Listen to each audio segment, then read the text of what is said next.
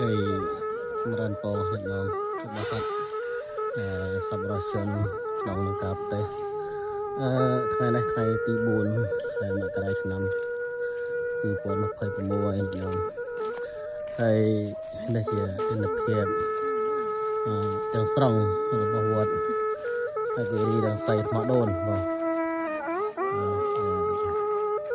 ត្រូវបានរងការខូចខាតទាំងអស់ទាំងស្រុងហើយខ្ញុំគឺ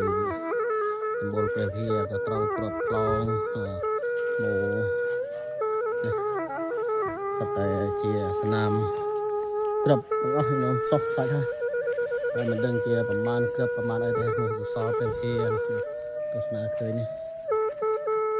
សត្វជាការខូចខាតទាំងអស់ដោយសារគ្រាប់ព្រះវិហារនេះទើបតែបញ្ចុះសេមាហើយថ្មីទើបបានប្រមាណឆ្នាំហ្នឹងទៅនេះដល់ឆ្នាំ2025យើងនេះដែលបានរងការខូចខាតដោយសារតែសង្គ្រាមគឺទាំងអស់ខាតអស់ទស្សនា